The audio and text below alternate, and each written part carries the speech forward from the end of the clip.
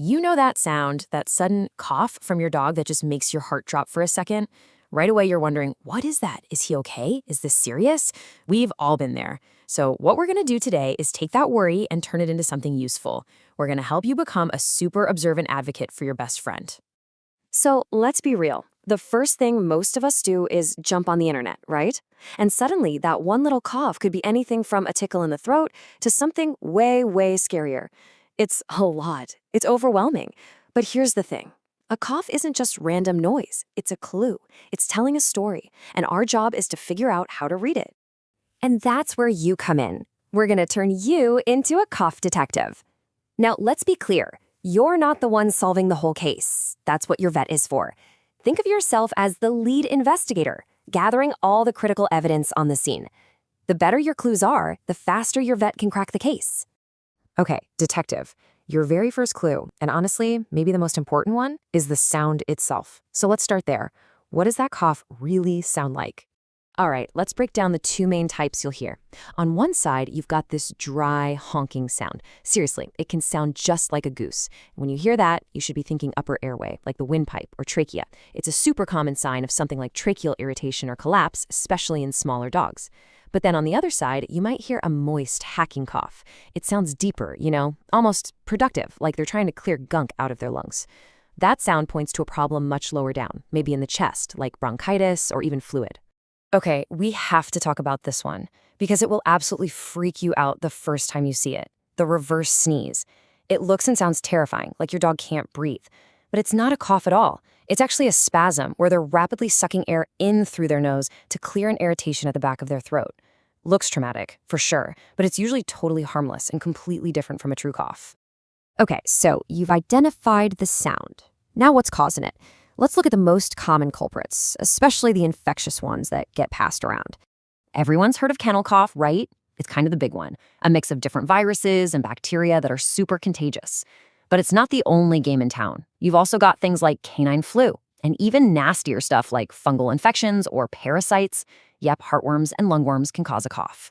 This list right here is exactly why you can't just guess what's going on. You really need a vet to figure out which bad guy you're dealing with. But sometimes the problem isn't some germ they picked up. Sometimes the issue is structural. It's about the body itself. These are the chronic, long-term problems that need managing, not just a course of antibiotics. And this table breaks down two of the big ones perfectly. See how our detective work is already paying off? On the left, tracheal collapse. You've got your small and toy breeds, and there it is, that goose honk cough. And look at the management. A simple switch to a harness instead of a collar can make a world of difference. Then on the right, you have chronic bronchitis. This can happen in any breed and gives you that harsher, hacking cough we talked about. It's all about connecting the sound and the dog to the likely cause. And here's something really important to remember. Things are always changing. Just recently, vets have been dealing with this new, mysterious respiratory illness that people are calling a CIRDC. And as this quote says, it's not your typical kennel cough. It's more severe and doesn't respond to the usual treatments.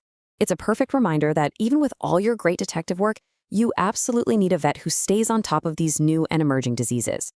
All right, we've talked about clues and causes, but what we're about to cover now, this is easily the most critical part of our whole conversation.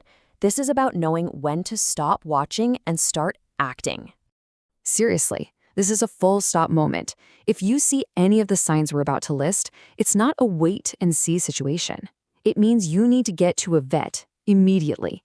These are the non-negotiable red flags. We're talking about visible difficulty breathing. You can see them struggling, or pale, blue, or gray gums. That means not enough oxygen is getting through. That is a huge emergency. Fainting or collapsing during or after a cough? Go to the vet. Coughing up blood? Vet. And if they're suddenly super lethargic or won't eat, don't wait. These are all signs that things have become critical. Just look at this picture. It really brings it home, doesn't it? When a dog is in this much trouble, they need immediate, serious medical help, like oxygen support. I can't say it enough. If you see those signs we just talked about, do not wait. Your quick response could literally be the difference between life and death. So, you've done your detective work. Now it's time to bring in your partner in crime solving, your veterinarian. You've got the clues, they've got the expertise. And this is typically what that process looks like. And notice, step one, it's the history. That's all the info you've gathered. That's where you shine.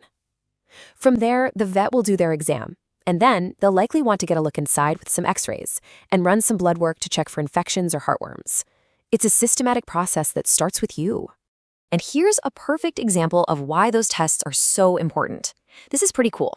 You're looking at 2 x-rays of the exact same dog, just taken moments apart as it breathes.